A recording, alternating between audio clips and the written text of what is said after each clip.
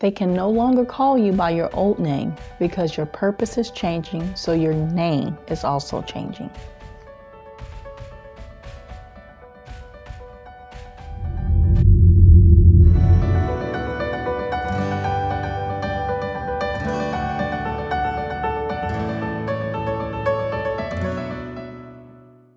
Have you ever been caught in the middle of a situation, caught in the middle of a time or a season, caught in the middle of a storm, caught in the middle of an argument, caught in the middle of a relationship, caught in the middle of right and wrong, caught in the middle of truth and a lie, caught in the middle of decision, caught in the middle of what was and what will be, caught in the middle of your past and your future, caught in the middle of backtracking and pioneering forward, caught in the middle of who you were and who you want to be, caught in the middle between a rock and a hard place.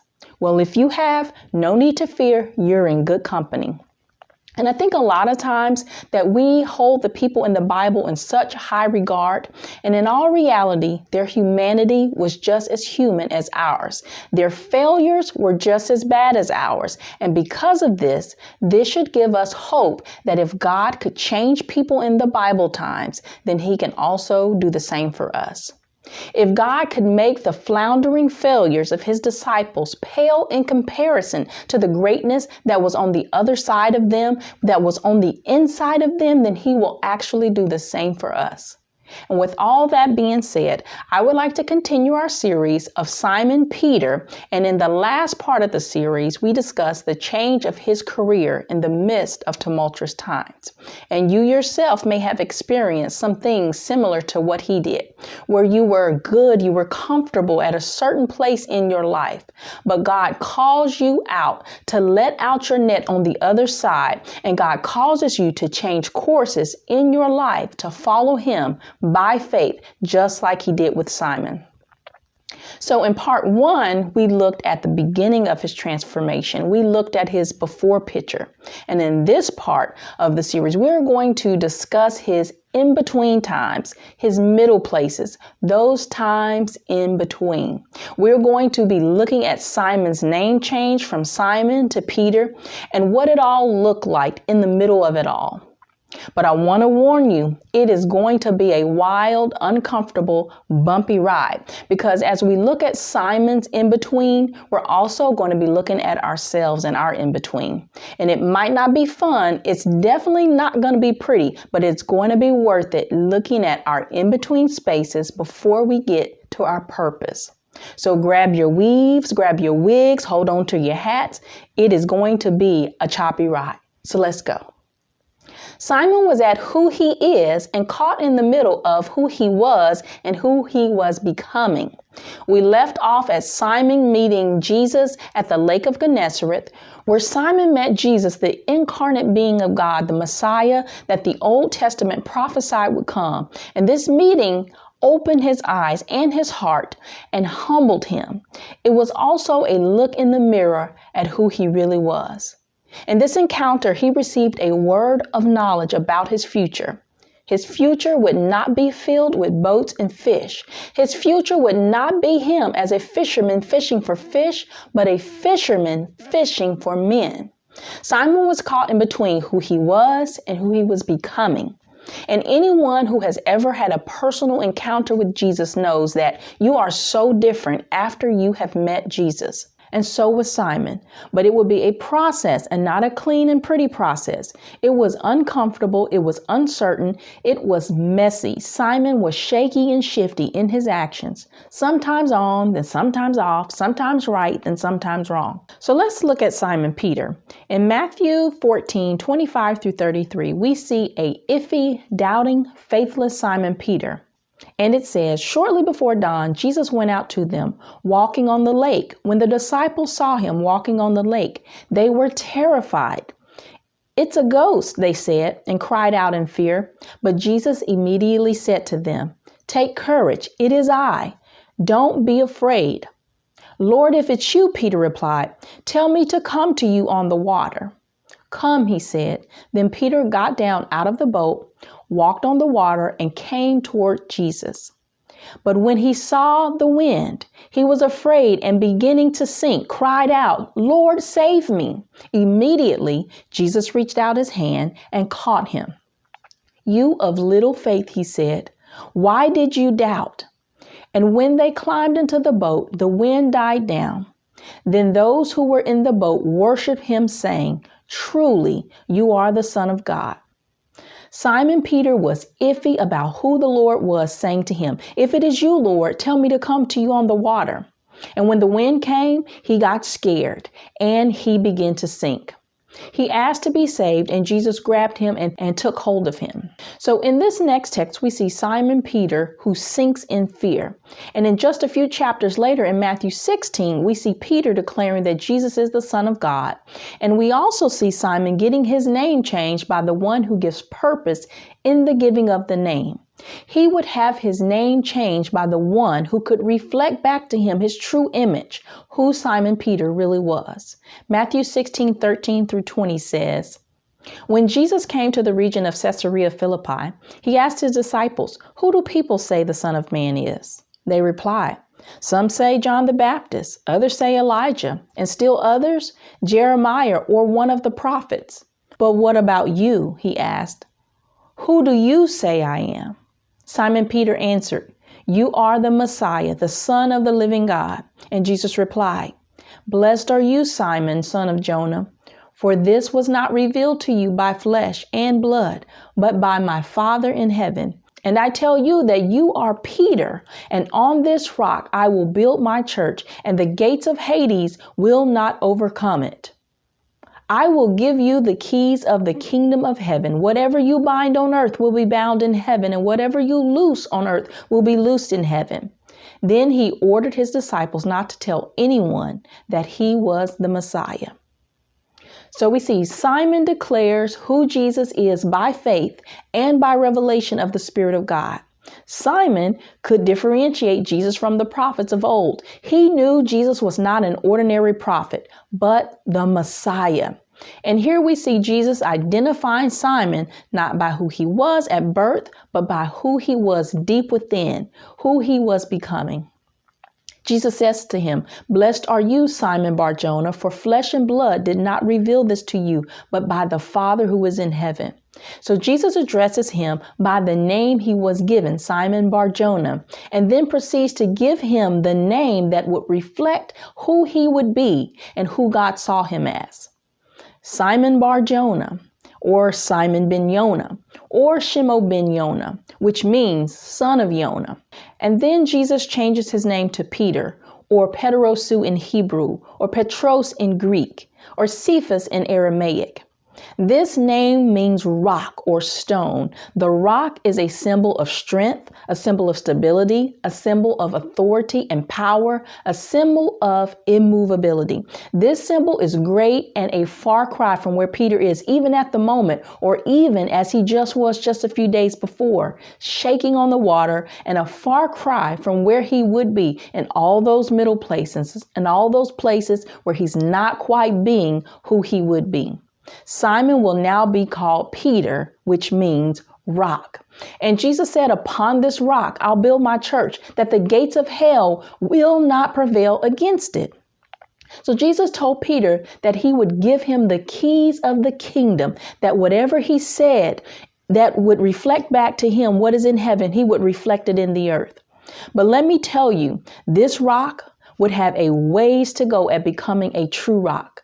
So let's continue on looking at a few more Peter stories. Peter was always one of the disciples who always had a million questions and a million comments. Peter asked, shall he make a tent for Jesus, Moses, and Elijah on the mountain of transfiguration when the prophets of old showed up in the glory clouds?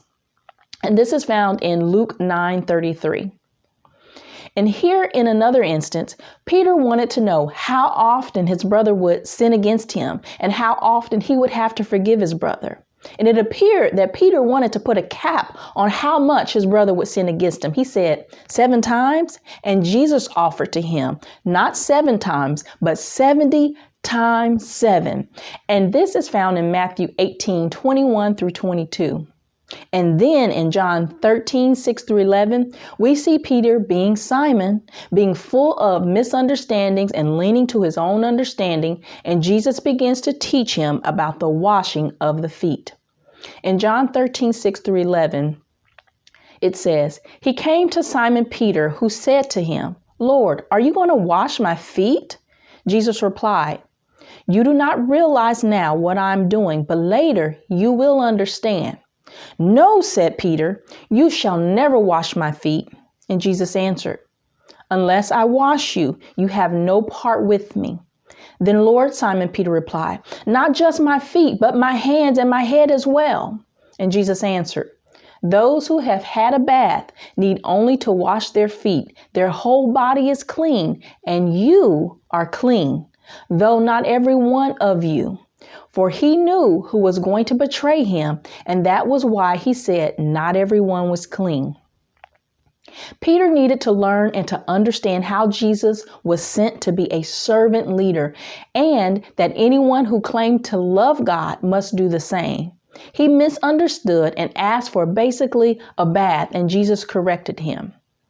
And it was also Peter who put John up to asking Jesus who was going to be the one that was going to betray Jesus.